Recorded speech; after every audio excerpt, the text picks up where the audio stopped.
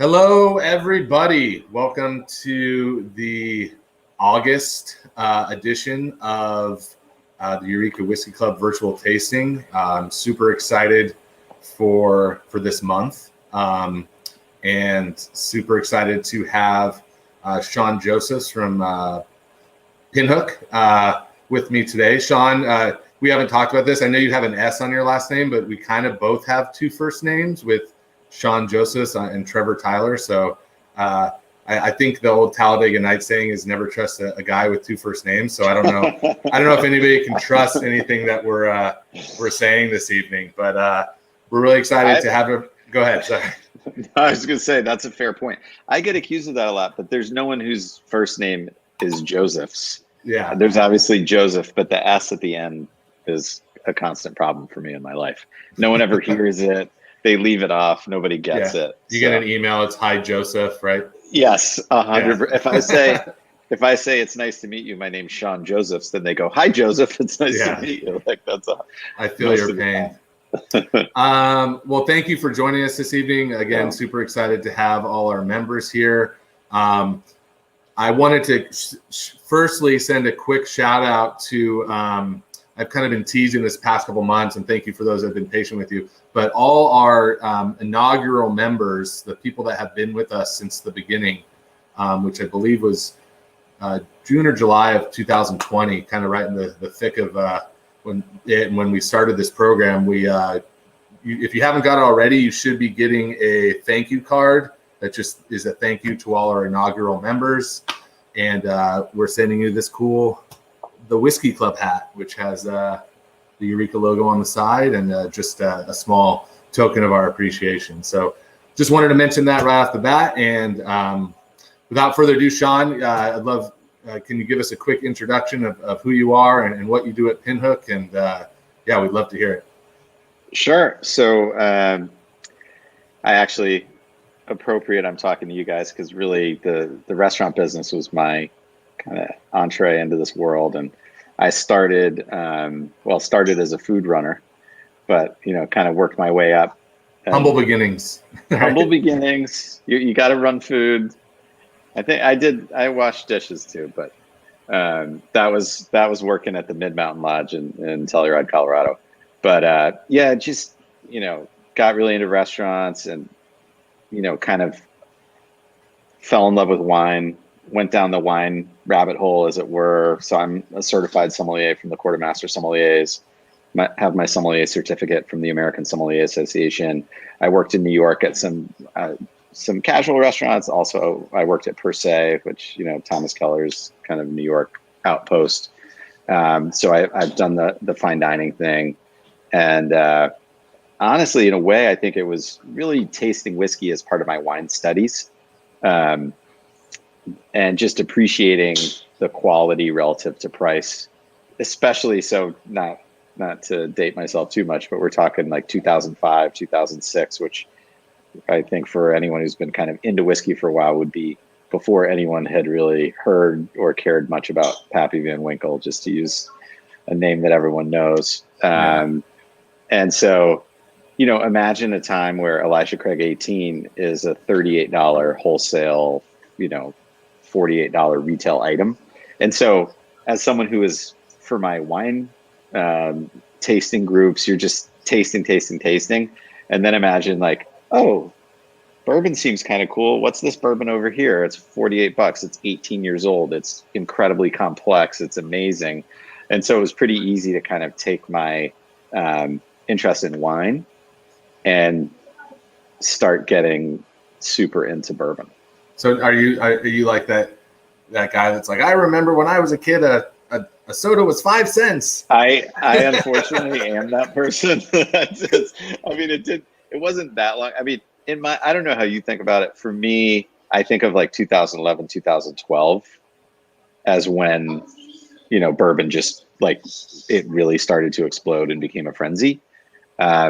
But yeah, I can't help it. I date myself, and I'm like, I remember when, and it's true, especially if you're in restaurants. I mean, it's, the wholesale price of all the BTAC stuff was $40, and 13-year rye the Van Winkle 13-year rye, that's a $40, So yeah, I can't help I still always get a kick every year when we get like our Pappy and BTAC invoice, and it says like suggested retail value. And it's just like, yeah, that would be nice. Yeah. No, if people sold it for that. Cool. Can you tell us kind of what your I see everyone can see the banner here, founder and master blender of Pinhook, can you kind of give us a quick synopsis of what that entails? Sure. So for anyone who's not familiar, not to turn this into a Pinhook ad, but going back to the wine thing, that was my main inspiration. So owning these bourbon bars, being around bourbon all the time.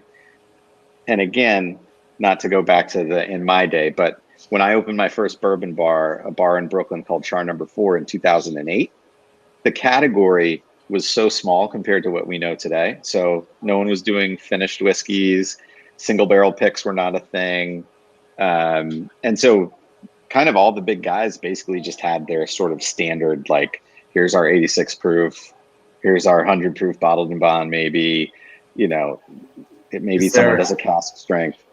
Is there a bottle that you wish, like looking back on it, that you had at that bar that you're like, damn, I wish I would have like held on to that? I'm sure there's multiple. There are multiples. I always had an affinity for Kentucky bourbon distillers used to have a label called Vintage. Okay. And it was, so these are the guys that do Willet, Nat Still, and Johnny Drum, and Noah's Mill, Rowan's Creek. They had another label called Vintage, and they had a 21-year rye and a 23-year rye that was from the Bernheim Distillery, which is the same distillery where the Van Winkle 13-year rye came from. And it was so, so good. And just like, and it was readily available. I could order it every week, and it was like super, super cheap. And not because sure, I'd be happy to like flip a few bottles to like pay for my kids' education or something. But like, I would just love to have, they were just so great. And I took them all for granted. And I think of that one because you don't see it anymore. Like everyone knows what Pappy became and BTAC and how expensive and sought after. But these were such great bottles. The label doesn't exist anymore. Oh, wow. It's not produced anymore. It had this really nice white wax on it. And it was cool. I wish I was just sitting on a bunch of them. It was really good stuff. But yeah, so I guess going back to what do I do? So I was looking at this category, which, like I said, was maybe not that creative back then. And I was just thinking it would be interesting to take a different approach to this category. And maybe I could do something that was a little bit different. And the first thing that occurred to me coming from a wine perspective is, why does all American whiskey have to be made as a homogenous product? We know there's variability in the barrels, and we know there's the opportunity to create unique things, but the majority of what you saw out there was just, this is the flavor profile. It's always, 90 proof, whatever. And so really the idea of Pinhook, the original idea, which is still at the core of it, is why can't we look at mature barrels as an opportunity to create a vintage and make that vintage representative of the most delicious whiskey that we can make at that moment in time? Yeah. And that's never meant to be replicated. So there is no Pinhook flavor profile. There's only the idea that every year across our different expressions, we put together the best blend that we can with the barrels that we think are ready. And we're not really interested in how it tastes compared to last year's, or there's no idea of the notes. It's really just, what does a great whiskey represent? Something complex. It's like vintages of wine then, right? Exactly. So that was the whole idea. And so fortunately, my job is to make those vintages. And one thing that's unique because of that approach is what we do that I think is very different from how everyone else approaches it, is we pre-blend from samples. So I think the majority of everyone is blending in the tank, right? They already know that if we pull these barrels And we know because they have so many people in these big rick houses and so many people on the sensory team, everyone's tasting all the time. We know that if we pull the barrels from this age, from this rick house, this floor, et cetera, that's sort of a recipe, if you will. And even if they're different barrels, they know they're going to hit their flavor profile, right? Yeah. What I'm doing is, let's say I'm doing any blend, I'll pull 30% more barrels than I need. And those are actually pulled as barrel samples. So if I'm doing a 100-barrel blend, I have 130 samples in front of me. As you can imagine, I don't know if fortunately, we have someone on our team. So what you said, you're pulling about 30% of the barrel just for samples? We're pulling in a 30% more than we need. So we're pulling, if I'm going to do a 100-barrel blend, I have 130 single barrel samples in front of me. Wow. Right. So if you think of those little 100 ml bottles that we're all used to seeing, I'm trying to figure out which 100 of these 130 are the best combination.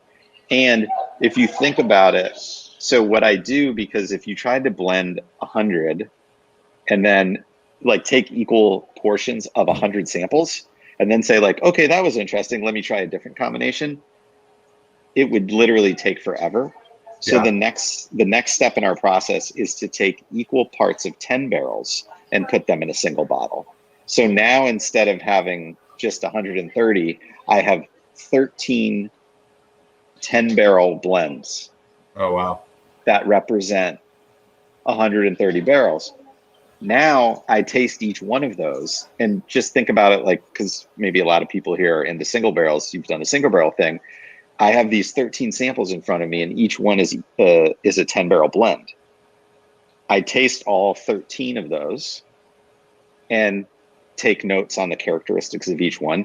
And now I'm trying to figure out a 10, and I call these blocks because they're like, blocks of barrels, blocks of flavor. Which 10 of these? So if, like I was saying, you need someone who knows how to do factorial math, which we have on our team. If you have 13 blocks, but you only need 10 of them, it gives you close to 400 different combinations of 10 from 13. Yeah. Right. So I would say that would be a crazy number. So I would do maybe 8 different options at the most. And so I'm not looking to push it anywhere. I'm just trying different combos based on having tasted them all to say, I'm just trying to make the most delicious whiskey I can. So let's keep trying combos. Yeah. My dad is a mathematician. I did not inherit a lot of that. So he usually watches these things. So Dad, if you're watching, I want to know how many different possibilities there are based off of what Sean's saying. And I'll get back to him on it. Speaking of samples, I did want to mention that we've kind of started this tradition last month in these calls, and we're going to continue to do it, is where we're offering a prize to one of our members that are watching right now. And we issue the prize on the best question of the night.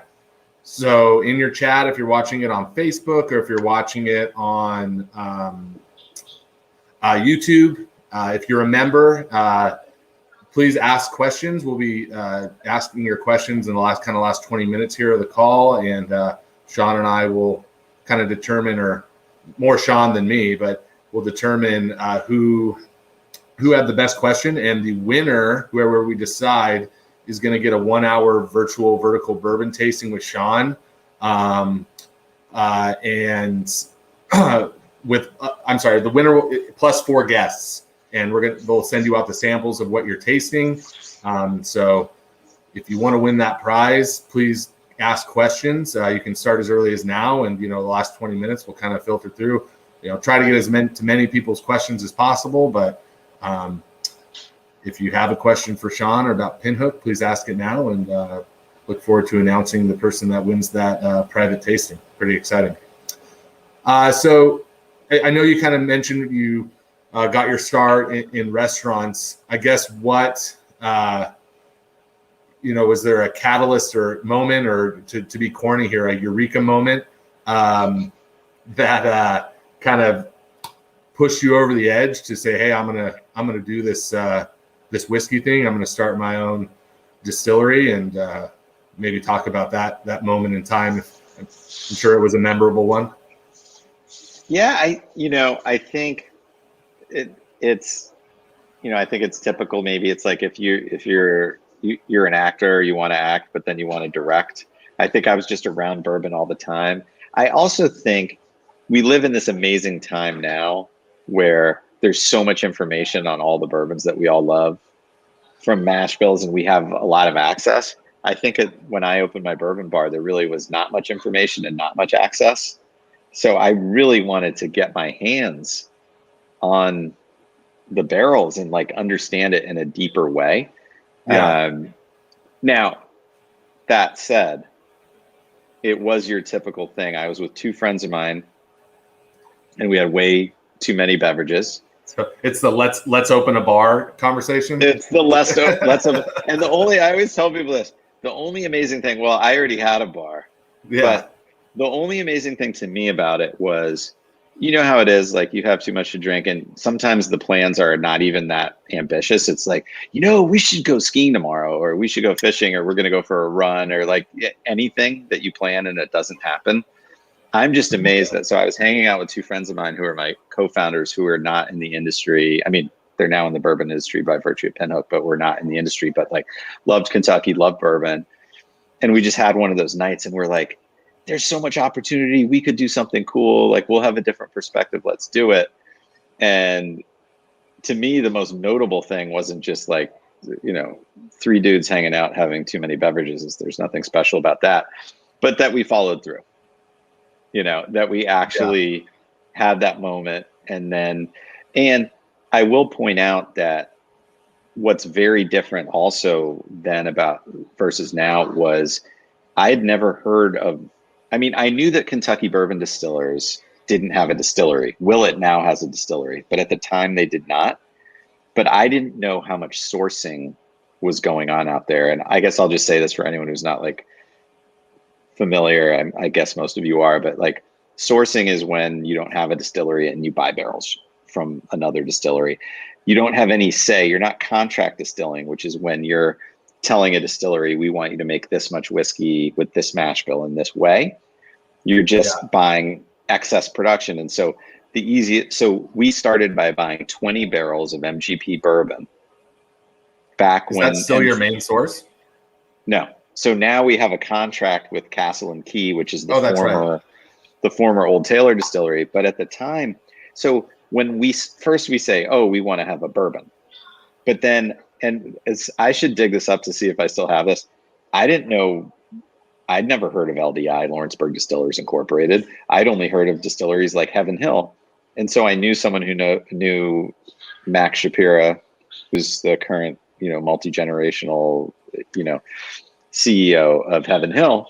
And I sent him a letter, or an email like, hey, I would like to buy some barrels from you. And he sent me a letter back that was actually like a proper letter that had then been scanned and was sent as an attachment. And it was just like, dear Sean, thank you very much for your interest. No, we can't sell you any barrels. So I didn't even know how one went about acquiring barrels. So now anyone who's interested in, in bourbon has typically heard of MGP, and they're a well-known source. And whether you're talking about Bullet or High West or Templeton or Smooth Ambler, and the list goes on, like many people source from there. I had never heard of MGP before, or again, it was called LDI at the time. And so it was actually a very long journey to figure out like, well, where would one buy barrels?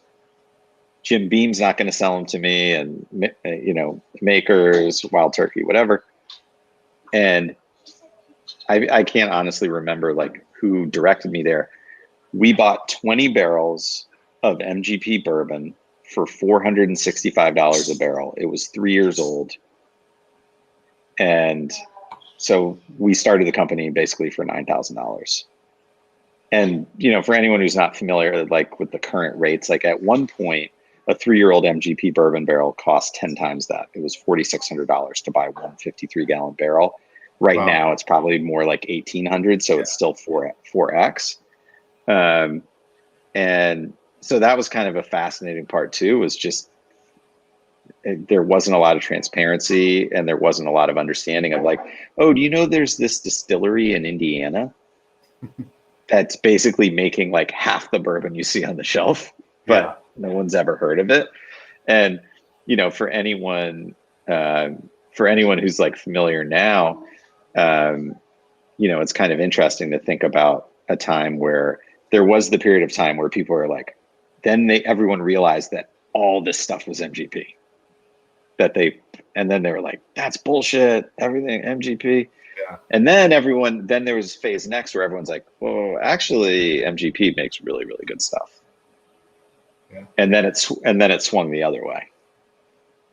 Yeah, that was probably, I think that whole, probably somewhere around 2012, 2013 is kind of when everyone was like up in arms about, oh, Templeton, you know, says that, you know, didn't disclose that it was, you know, sourced whiskey, yada, yada, yada. Yeah. It's kind of, I remember at the time for our menu, because, you know, we exclusively carry American-made spirits. We were like kind of at a crossroads where we were saying, you know, do we want to carry sourced product? Yeah. And it ultimately came down to just like, well, is it any good? Like that should be the biggest question. Like it really if it's good whiskey, then we want to carry it. If it's, you know, someone's making the whiskey themselves and it's not good, we don't want to carry it. So I think I'm glad the industry went in that direction. It seemed like that was the general consensus, you know, after that first year or so of kind of that hullabaloo or whatever you want to say, of kind of some people being up in arms and lawsuits and all that stuff. Yeah. So,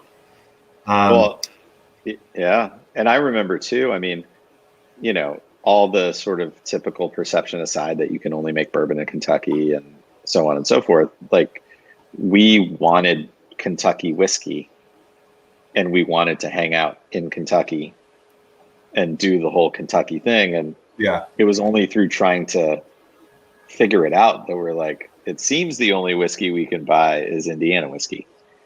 But I mean, I tasted the samples. I thought it tasted great. And because we really wanted to hang out in Kentucky, we shipped our barrels from Indiana to Kentucky to Bardstown. So I have one more question for you, and then we'll taste the whiskey. I'm not sure if you have the Bourbon Heist with you. I do indeed. Cool. So maybe we'll pour and we can kind of, I'll ask you the question and then we can kind of sample, put it in. And then as a reminder to our the people asking the questions, if you're under a Facebook account or a YouTube account that's not the same name as your Whiskey Club member subscription, just make sure you put your name in front of the question so we know that who you are in order to select the winner for the prize.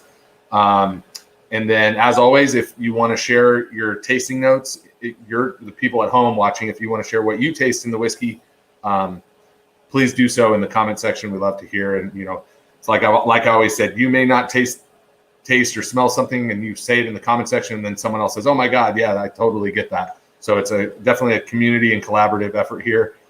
So Sean, as I pour this, I'm going to do two things. I'm going to pour a little bit in my Glencairn glass, and then since this is 119.9 proof, I'm going to pour another some so I can taste them side by side with just one big solid rock. Good idea. So I can just notice the differences and kind of talk about those. So I guess my question for you is, so you began sourcing from MGP, and then can you talk about what led you to the partnership with Castle and Key and maybe the historical, you know, you mentioned it's the old Taylor Distillery, like, can you talk about the historical significance of Castle and Key? Yeah. So for anyone who had visited Kentucky, I'd say for quite some time and up until maybe 6 or 7 years ago, there was a little bit of rite of passage to go to the old Taylor Distillery, which had been shut down since 1972 and was gated and closed, but you could find your way under a fence and to kind of look. It's 113 acres. There's water running through the property. Still had a lot of the original buildings. a collapsed rick house, a rick house that was still standing, or two rick houses that were still standing. And so like a lot of people just knocking around Kentucky, we had gone there, hopped under the fence, and it was like this being in some amazing zombie movie. I mean, just imagine like, 40, 50 years of no one touching anything, and snowstorms, and no one cutting anything, and overgrowth and collapsed buildings, but just this kind of bizarre landscape. And I don't know. I mean, we had even toyed with the idea of, well,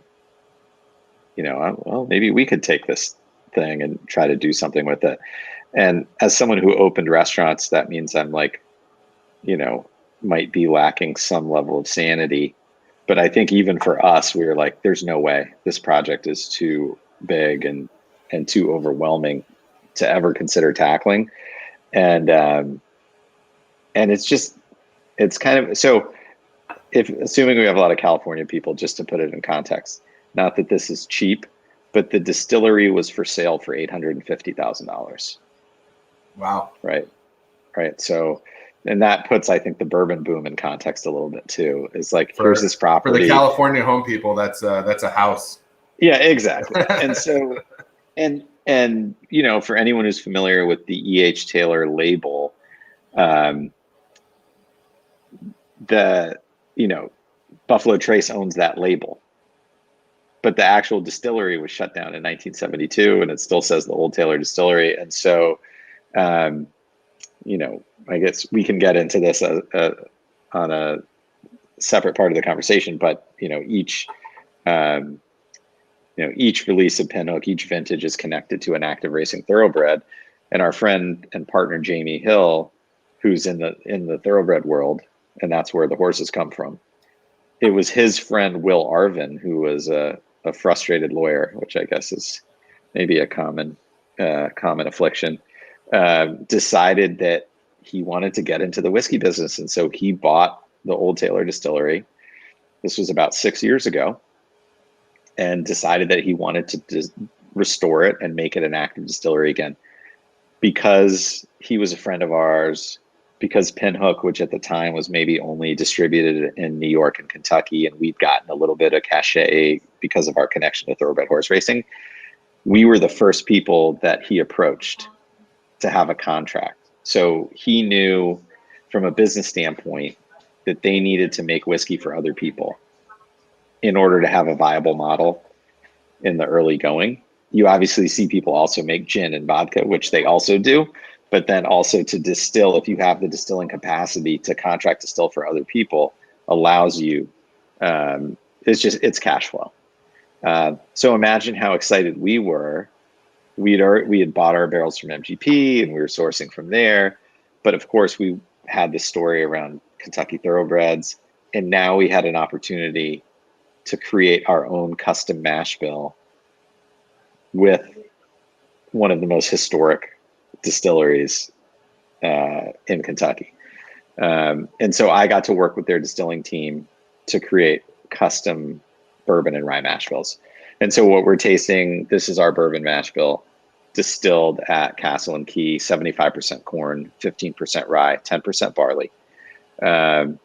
And the first rye that we released from our Castle and Key distillate was the first rye to come out of Old Taylor in half a century. So it's kind of amazing to be a part of history in that way.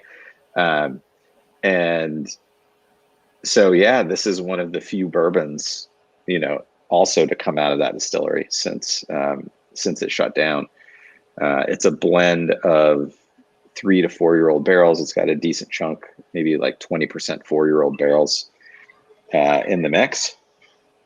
And I think it's a great example of, and by the way, I will be the first one to admit, if you put me in a distillery to try to do anything other than blend, I would be as useless as anybody else. I don't know how to distill. So I got to taste different mash bills as white whiskey with different yeasts to pick my favorite in order to establish our mash bill. But outside of that, the quality of the distillate 100% belongs to Castle and Key and the team they have there. But I think they're doing a phenomenal job. I mean, for those who've tasted a lot of craft stuff, I think some places have a little trouble when they get out of the gate. And I think these guys are producing a very clean, delicious distillate, from day one. That's great. Yeah, I haven't been to Kentucky in a few years, but it's definitely on the list of places to go when I'm back there. Just the pictures I've seen of the grounds are just kind of breathtaking, for lack of a better term. Yeah, it's beautiful. So you want to walk us through maybe what you get on the nose and the palate here? I mean, one of the things that I'll say about this whiskey is, like, not a lot of people think about, like, drinking, like, here in and you said you're in New Orleans and it's a bit hot there as well, but, like, not many people think about, like, drinking whiskey on a hot day. But, like, to me, there's so much, like, bright fruit characteristic in this whiskey that it's like, I'm sitting here and it's 6:30 p.m. in California. I think it's almost 90 degrees outside. So to me, it's like, it's just kind of I get a ton of, like, peach cobbler notes, and I think some of the notes you guys sent over to me with the papaya and the mango definitely pop as well. But yeah, maybe walk us through what you get, and then again, love to hear from our members in the chat on what you guys are smelling and tasting. I mean, you hit on a lot of the good things, and I like to think of tasting notes more in, like, broad strokes, and so I think it's like tree fruit. I mean, you could see it as citrus or you could see it as tropical, but to me, the point is there's a fruit component that is bright, and that, in spite of the fact that it's 120 proof, is what makes it something that could almost appear refreshing on a hot day. I think that you've got enough old enough barrels in there that you're getting you're getting some really nice wood sugar, which I think it's coming across as, like, these nice kind of brown sugar type of notes. But again, I don't like to get, to me, it's most important is, like, if you think about wood sugar, whether you see it as butterscotch or toffee or caramel or brown sugar, but I think there is something caramelized, like a caramelized sugar, that's really coming through. Maybe it's like, I almost try to go beyond, like, specific notes and, like, think of something like, oh, it's like you said, it's like peach cobbler, or it would be like, almost has like a creme brulee quality to it, with the mix of something kind of like bright and fresh and something caramelized as well. And I think that I completely agree with the brown sugar on there. And then, like, that's what, like, I have on my taste notes here, like, candied peaches. So it's, like, literally like if you're flambeing peaches with sugar and bourbon, in a pan. And then just like what I said earlier, like, this is 119.9 proof. I can drink it straight and enjoy it, but I would, my personal preference is something this high is to drink it on a large cube, just because it does open it up so much more, and it really brings out those bright characteristics that maybe wouldn't be as kind of obvious or in your face if you're drinking this at 100. Listen, I like high proof bourbon more, just as much as the next person, but I think for our members, I would suggest trying it both ways and really seeing what the difference is. And I think you'll be surprised. So someone who was, like, really new to whiskey was asking me recently, and I just said, regardless, I would tend to order whiskey neat with ice on the side, because I think to try it neat, at least a sip, is to understand how the person that blended it kind of intended it, because they don't really know what you're going to do to it. But then add a cube, especially something that's high proof. See how you feel. Oh, it's still too strong. I'm having trouble, like, getting anything because I'm just getting too much heat. Add another cube and just play around with it a little bit. Add a splash of water. I have a couple more questions here for you, and then we'll get to our audience questions. Yeah. So can you talk to me about the horses? I'm sure it's a common question, but like why the horses? What inspired that? And I guess how do you select the name for the horses for every release? Is that you're like, this is the name, or is there a team that comes up with the names? Although recently we started like crowdsourcing them, but so that part, to be honest, I love talking about this because I think it's the part, if people looked at Pinhook, where they could be like, oh, I get it, bourbon and horses, Kentucky, yada yada yada. But the truth of the matter is, it just happened super organically, which was that one of my friends, Jay Peterson, who's a co-founder, his best friend from high school, this guy Jamie Hill that I mentioned, grew up in thoroughbred horse racing. His dad was a vet at the track. And so whenever we would go to Kentucky, we would stay at Jamie's house.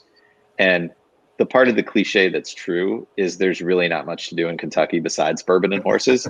So when we weren't checking in on our barrels and visiting other distilleries and just like trying to soak up like the Kentucky thing, we would just hang out with Jamie, and Jamie would take us to Keeneland, which is the beautiful racetrack in Lexington. We would go to horse sales. We'd watch horses train. And we really were just like knocking around. The vintage idea we already had, but we didn't have any idea how we were going to tell that story. And so Jamie was explaining a part of his business that was totally unfamiliar to me, which was pinhooking. And we're like, what is that? He's like, oh, it's the money-making side of horse racing, thoroughbred horse racing. A pinhook is when you buy a baby thoroughbred based on its lineage, its bloodline, with the explicit intent of selling it for a profit when it's 1 year old. So basically, it's a baby horse. You know the bloodlines. You have an eye for how a baby horse looks, and you're betting, if I pay $50,000 for this horse, when it matures to a 1 year old, someone who wants to race the horse is going to look at that horse and say, I think that looks like a winning thoroughbred. I'll pay more for that horse than you did. So because of going back to what I said, we always knew that we were going to be sourcing. And of course, we ended up contracting as well. But we were like, we just had that one of those fun epiphany moments where we're like, oh, that's cool as shit. And we're pinhooking bourbon. We buy baby bourbon based on its lineage. It's older than 1 year old, right? But older than 1 year, but not always. So we have bought stuff that was 1 year old and aged it for another 3 years. Yeah. No, like it held on to it. So that was the idea. So our very first release was a 6 year old bourbon that we bought when it was 3 years old. So that was the idea. Buy it young, hope that you had a good eye for what it was like when it was young, and hope it turns into like the thoroughbred whiskey. Jamie also manages a racing stable called Bourbon Lane Stable. He names every horse in his stable with bourbon in the name. He was already doing that. So it all just happened organically. We had this vintage idea, and we were like, wouldn't it be cool as a way of really distinguishing the vintages, that each vintage is connected to a horse from his stable with bourbon in the name, and he picks whatever horse he thinks has the best chance of making it to the Kentucky Derby. So it's an unproven horse. And so the way the horse names come about is every year we're just waiting for Jamie to tell us which young thoroughbred he thinks is the most promising. So I mean, I take it all with a grain of salt. This is Bourbon Heist, right? Yeah. Noli Novak, who's the artist who does all the portraits for the Wall Street Journal, does a hand drawing of the horse based off of a photograph. That's amazing. Jamie told us recently, he's like, Bourbon Heist is a great horse. I really think Bourbon Heist has a good shot at the Kentucky Derby this year. So it's really that simple in a way. But what's the most successful? Is there been like a horse that's had the most success that you've named a whiskey after? So the Bourbon War, which is the Vertical Series horse, was in 2 of the 3 Triple Crown races. So not the Derby, which is the one everyone cares about, but ran in the Preakness and the Belmont. Bourbon Courage, which was our first ever release, that horse I think won over $1 million racing, so it was incredibly successful. But that's half the fun of it. Is you send the jockey the whiskey? Does the jockey get the whiskey? Any jockey that wants a bottle of whiskey is welcome. Even if a horse wants a bottle of whiskey, we'll give it to him as well. But yeah, and honestly, that's kind of the fun of it. Is we had all these cool experiences around bourbon and horses in Kentucky, and the fun thing about this, if someone wants to, is they can kind of dive into it a little bit and learn more about the horse and everything that goes on. But to be honest, I don't think most people are digging into that. And so it's really almost, to me, I think of it as a metaphor, is the idea that these are unique animals. And every year we're releasing a unique whiskey. The juice is something different.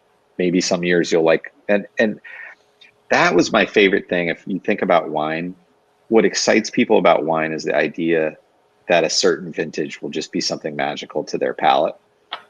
And I think that that's what I love about what we do, is that's what's fun about it to me, is like, maybe for someone, they'll be like, I don't know, I've tried 4 of their different high proof bourbons from 4 different vintages. And man, that 2021 is my favorite. I bought 4 bottles just to make sure I'd have backups of it. I love that. And that's something you don't typically see in the bourbon world, is that idea of like, this is a vintage, it will never exist again. So that was really the inspiration.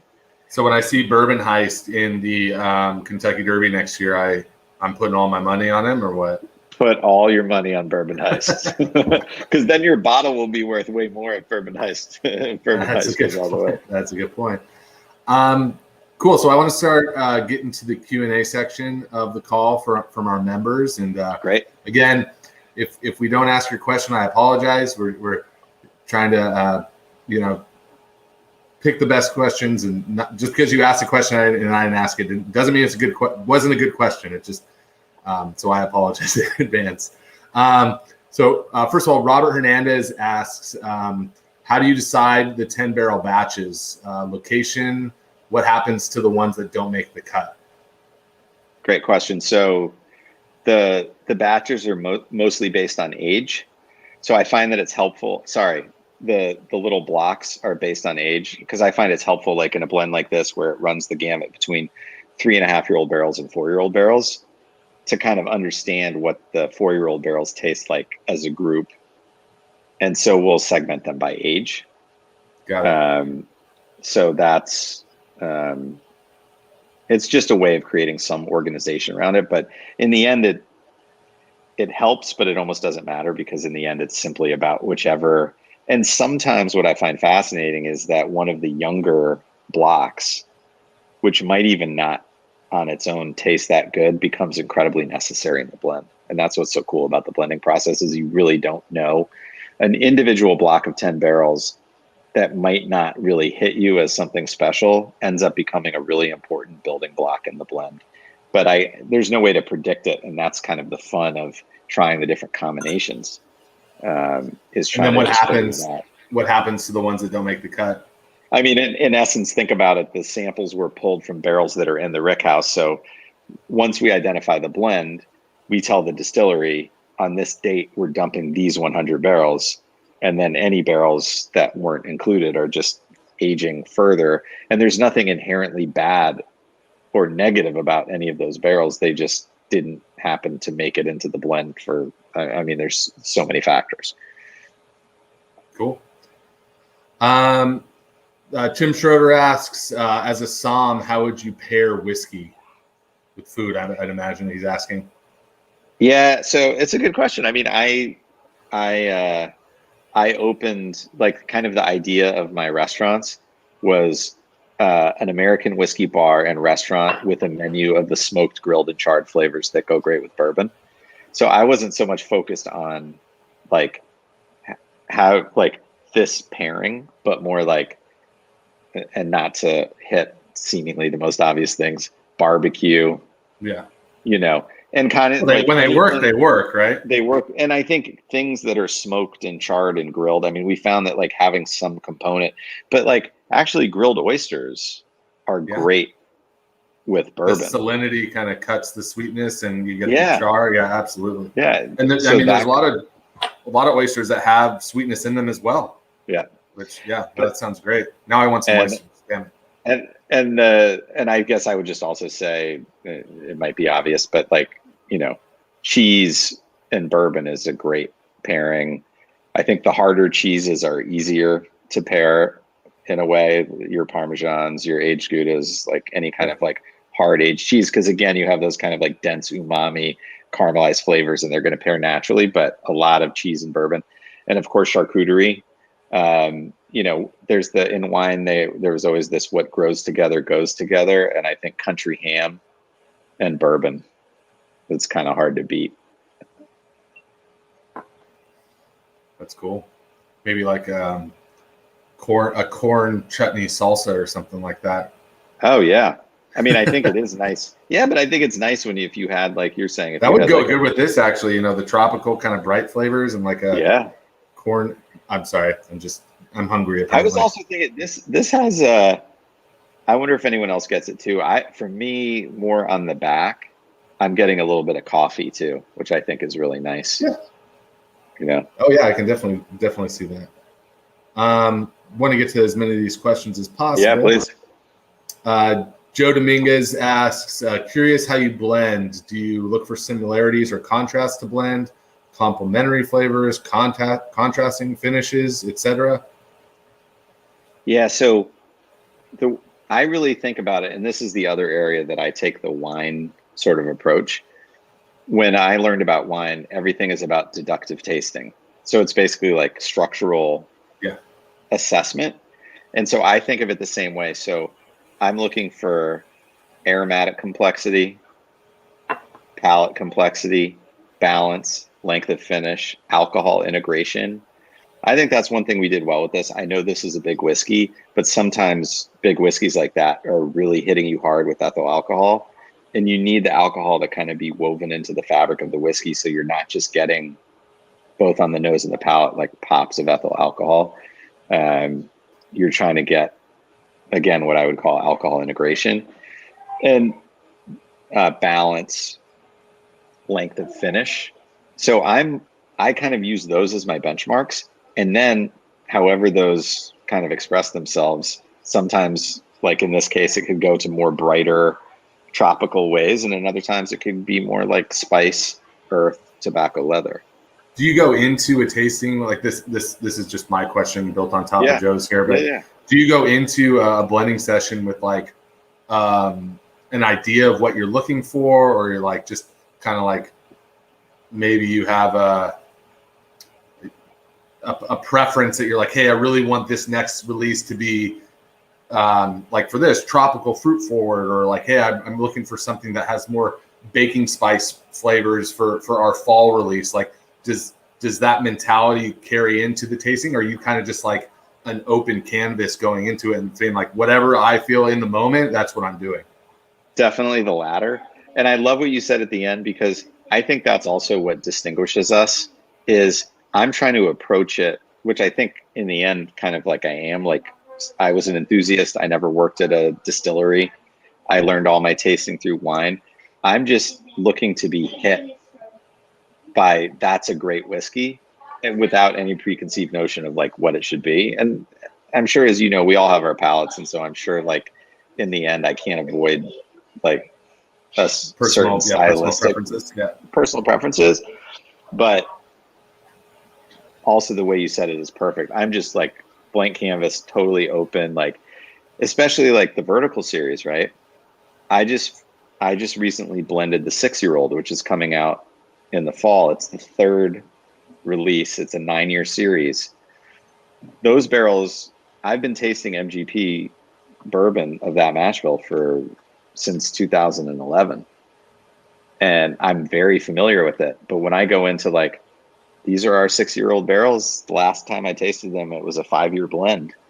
Yeah. I'm super excited. Like, let's see where it's at and let's make the most delicious whiskey we can. Not like this year, I'm really determined to see if we can take it in this direction. It's just like, let's make the most delicious whiskey. And that's it.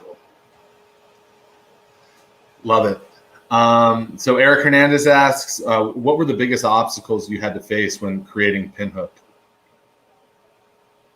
It's a really good question. I mean, I think in the short term, because of the time that we did it, there weren't really many obstacles, right? I mean, it was very easy. What year was it? 2000, I mean, conceived of in 2010, but bought the first barrels in 2011. It's like the barrels were cheap. And I won't even bore people with the like, sure, some of the hurdles are just the brain damage of like, how do I get my TTB permit? And how do I, it's just like the mind numbing paper shuffling of any endeavor. That's not very interesting. But I would say now, I mean, the hurdle now is almost like, as everyone here knows, there's so much bourbon out there. So I almost feel like the hurdle wasn't when we started. It's more like, how do you take this thing where we had some very good success with these very tiny limited releases, and how do you make it something that, stands out? And people have a lot of choices, and they have a lot of good choices. So I think the biggest hurdle is, and opportunities like tonight really help, is just getting the opportunity to tell our story and try to figure out a way that, you can stand out from, a pretty massive now selection that didn't exist not too long ago. Cool. Jacob Cooper asks, I think we may have already answered this, but he said, I thought each batch was named after a horse. Did that end? I think we already answered that. So sorry, Jacob. I'll pass on that one because Sean said they're still naming them after the horses.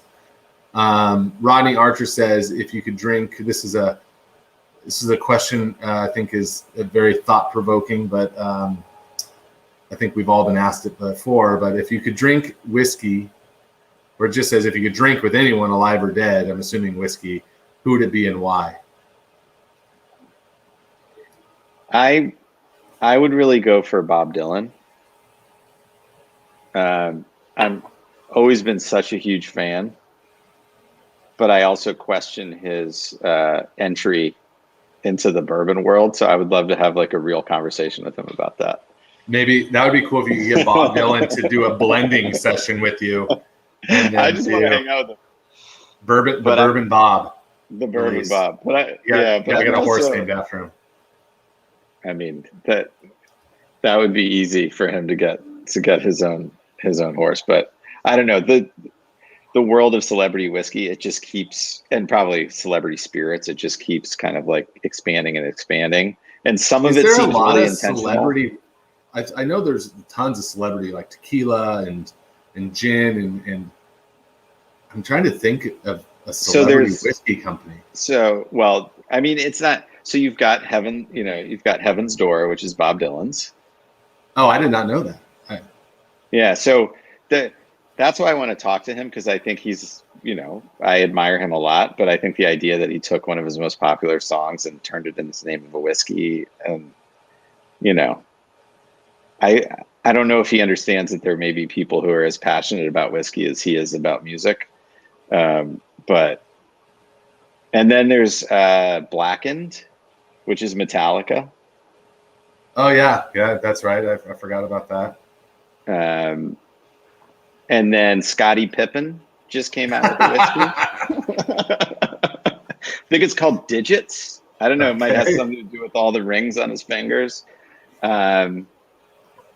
I just saw that, I'm forgetting his first name, Woodson. I think he's a cornerback.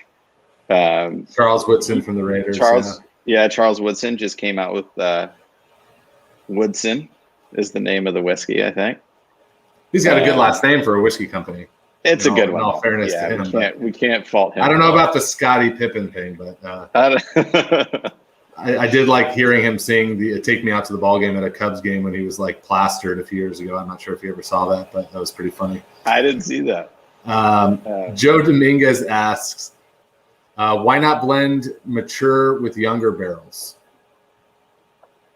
I think that's a great idea. I just haven't played around with it, but we've still got a couple barrels floating around that are approaching 13 years from the original barrels that we bought when we started the company. It could be fun to blend those with, it could be fun, like our roots with MGP, but then blend them with some of the younger Castle and Key. Yeah, that could be interesting. That could be. Do you really want to risk those old barrels that you've sat on for 13 years though, and risk that blending session? Or I guess I'd be hesitant. I don't know. Well, you should come to Kentucky and we'll do it together. Hey, But I will, if you're it, I will hold you up on that offer.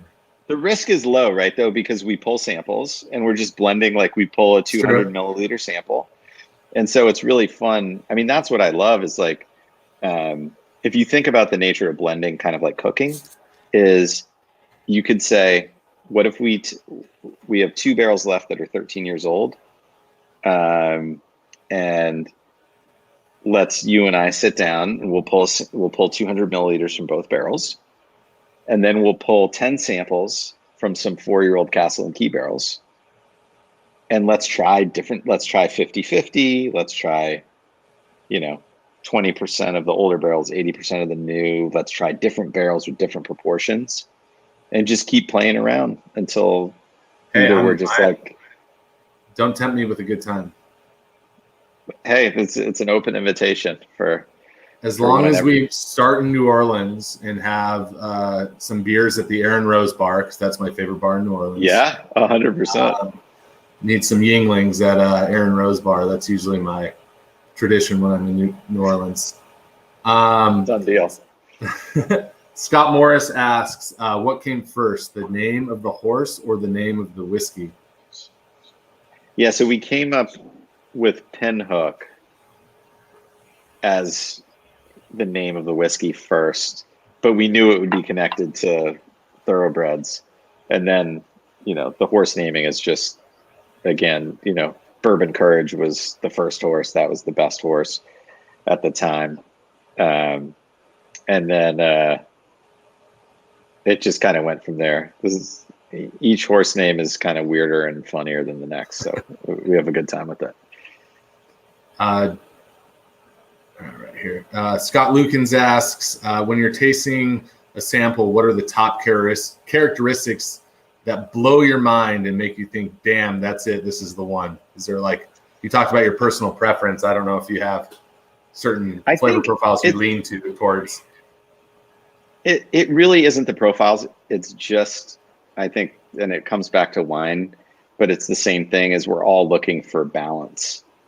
I think. I mean, I think whether you know it or not, when you taste a whiskey that blows you away, it's because it's like hitting front, middle, back palate. It's got a long finish. Yeah. Maybe it's a big whiskey, but you're not feeling the heat. You're feeling the heat, but not in an aggressive way. And there's just something about the way it all comes together. And I think that, I mean, I wouldn't say it's overlooked, but, in the wine world, the wines that are the most prized basically embody all of those characteristics. When you pour a whiskey and every time you put your nose in the glass, you're just like, that is so crazy. Like, I swear I just smelled papaya, and now I'm smelling like chicory coffee, and now I'm smelling like, that's what you want, a whiskey that when you smell it, it keeps enticing you. And same thing on the palate. You keep tasting different things, but then also that the experience of it is hitting front, middle, back. I don't know if anyone's had this experience, but some whiskeys, it's like the middle and the front pass really quickly, and then it jumps hard to the back, and then maybe finishes hot. And so what balance is when it's like, it sounds kind of weird to think about it this way, but in this very progressive way, you kind of are like, taste front, taste middle, taste back. It hits the finish, then the finish is complex, then the finish keeps going. And so that's what blows me away. And I don't care, to be honest. It's like, it's not like, oh, I like earthy flavors more than fruity fruit flavor. It doesn't matter. It's just when it has those characteristics. I always find it pretty cool when something like, I get it on my front palate, then it like kind of dissipates and then comes back on the back palate. Like I always am like super interested in that, because it's pretty common to have like the middle palate linger to the finish, but it's definitely kind of, for me, is like I look for that. It's like what did I get at the beginning, but it kind of dissipated, and then what I finished with at the same time. And also juxtaposition between nose and palate. Sometimes it's like the nose sets you up for something, and on the palate it's something completely different, and that can be a really interesting juxtaposition and journey. Cool. So Brett Flynn asks, we have a few more questions here. Yeah. I apologize if we're not going to get to everyone's. I appreciate everyone's participation here. But Brett Flynn says, what do you think distinguishes your aging process from others in the area? I don't think, to my knowledge, I don't think there's anything special about the aging process. I think it's our blending process. Because like I said, from what I understand, I haven't seen how everyone does everything, but I think pre-blending is very uncommon. You don't see that very much at all. It's very unusual to try different combinations of blends to achieve what you think is the best whiskey. And then after many different attempts, bottle the thing that you think is the best. Most people already know what it's going to be, and they're just trying to dump the right barrels so that they hit the profile that they're going for. So, Castle and Key. I mean, I will say this. I'm sure most people have heard that bourbon gains strength in the barrel. The majority of what we're seeing at Castle and Key, I think because of the humidity, because it has water on the property, is most everything is dropping in proof. So really? I don't think we're doing anything different in the aging, but I think the aging environment of Castle and Key, they also have brick and concrete, which are much cooler and I think lead to more humidity. So a lot of the rick houses are metal and are leading to obviously evaporating more water than alcohol, but we're evaporating more alcohol than water. So for example, the 5-year vertical rye, which is connected to the horse Tis Rye Time, barrel entry is 120. That stuff was aging at Castle and Key for 4 years. When we dumped the barrels for the blend, it was 111 proof with a barrel entry of 120. So it had dropped from 120 to 111. Wow. My opinion, having tasted a lot, and I think we all know we've tasted stuff that's gaining proof that's delicious, but I kind of think if you're losing proof as you go, think about the people that like to go low barrel entry proof. It's because you get different and more complex interactions between the spirit and the barrel. So I think it's kind of cool that our proofs are dropping. And as the proofs are dropping, it's changing the way the whiskey is interacting with the wood because the proof is going down. So, yeah. Cool. And we're just over an hour. So I got 3 more questions if you're cool with that, Sean. Yeah, let's do it. So Ben Liddy asks, can you tell us a little bit about the artist series and collaboration series and give us a preview of anything that's coming up? Yeah. So the idea of the artist series and the collaboration series is kind of to still be able to engage in where I think Pinhook started, which was being more experimental. So, now we have we have our contract with Castle and Key. And so our everyday bourbon and rye and high proof bourbon and rye has a set mash bill, and every year we do new vintages.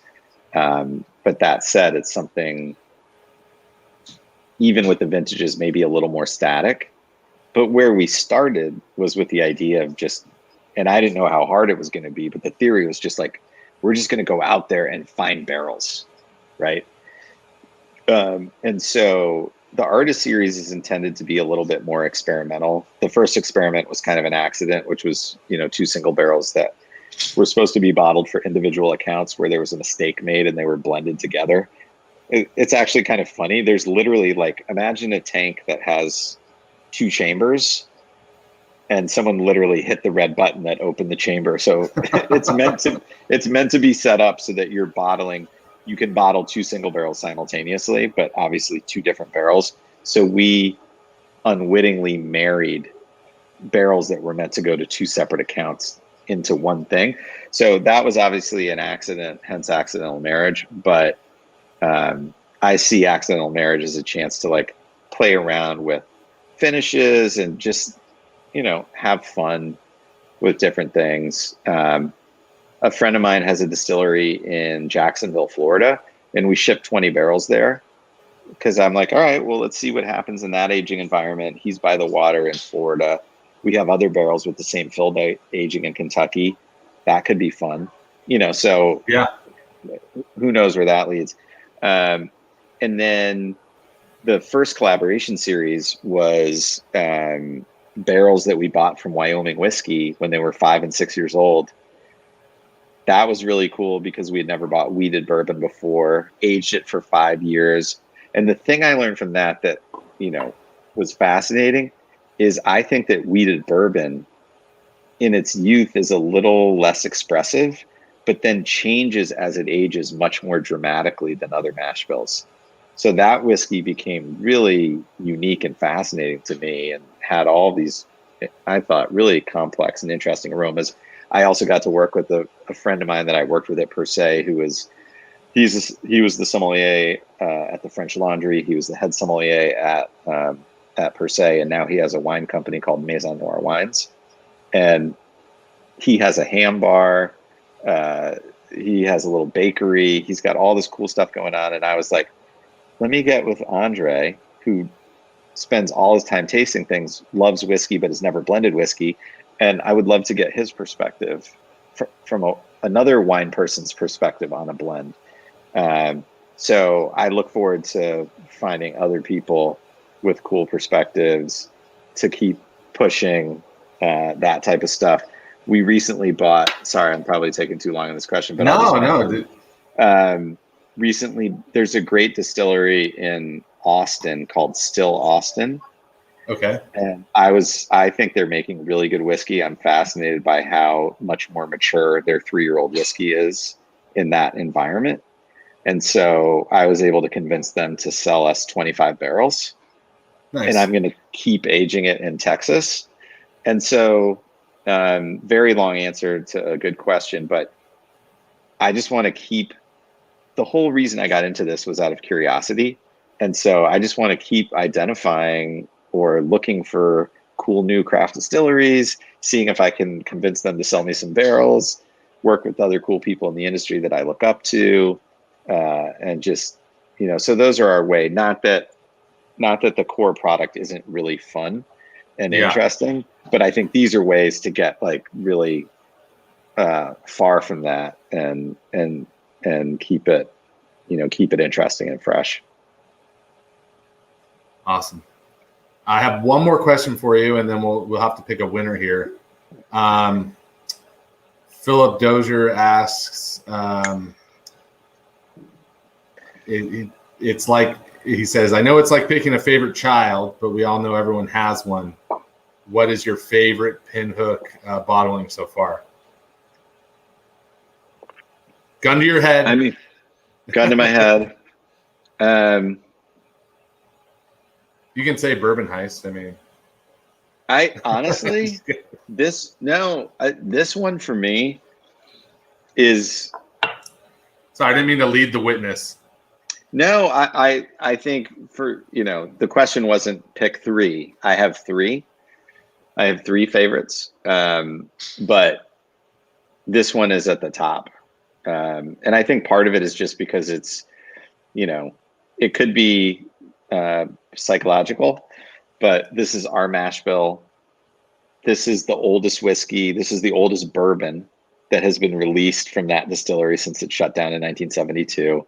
And so maybe I'm biased from that perspective, but I think even though it's not, it obviously doesn't have a ton of age on it. You hit on the head, I think, a lot of the things that I love about it. For something that's so high proof, it has a lot of freshness. It's got these bright, like you said, like peach and tree fruit and tropical notes. It's got great caramelization and sugar, like it's almost like a peach cobbler, but then it's got cool spice undertones. And also, like, I was getting that kind of earthy kind of coffee note. And I think even neat at this proof, it integrates the alcohol, quite nicely. And I honestly have been getting, it's easy for me to say, I think this or that, but we've been genuinely, even though you said you were leading me, we've been getting a lot of feedback to that. Like, this is my favorite Pinhook ever. And I think it's really, really good. I mean, there's a reason we chose to feature it. So thank you. So I guess let's choose a winner here. So just running through them really quick. If we can remember all these, I have them listed here. How do you decide on the 10-barrel batches? What happens to the rest of them? How would you pair whiskey as a somm? Curious on how you blend, similarities, contrasts, complementary flavors. Biggest obstacles in creating Pinhook. If you could drink anyone live or dead. Why not blend mature and younger barrels? Who do you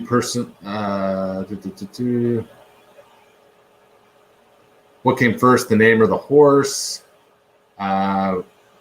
When you're tasting a sample, what do you look for? What do you think distinguishes the aging process?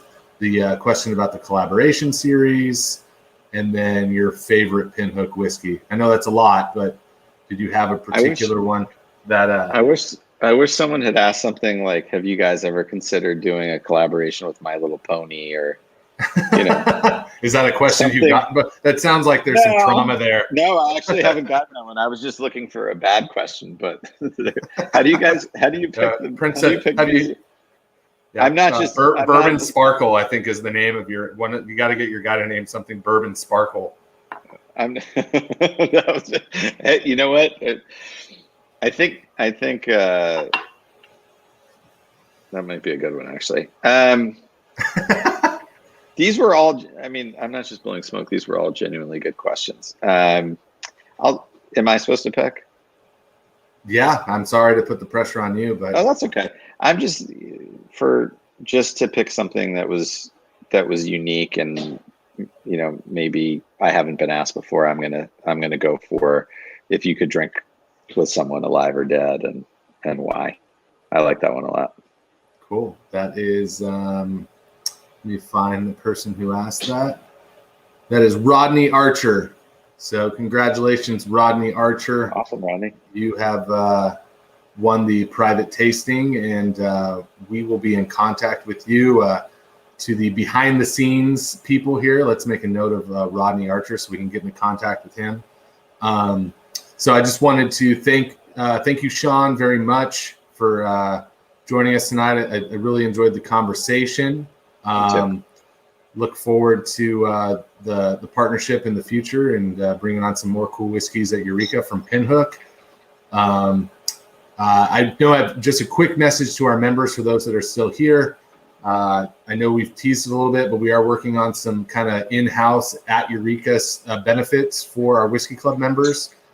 Next month, we'll be shipping out a kind of a redemption for a complimentary appetizer at our restaurants. Sorry to give a shameless plug here, but just wanted to let everyone know that I know we've teased that a bit. We are adding some in-house benefits for our memberships. And if you're in the area, we just launched a brand new menu at Eureka. We got some new cocktails and some new menu items, so come check it out. But Sean, thank you very much. I genuinely enjoyed our conversation, and thank you very much. It was my pleasure. Thank you, everybody, for joining. All right. Have a good night. Appreciate it. Cheers.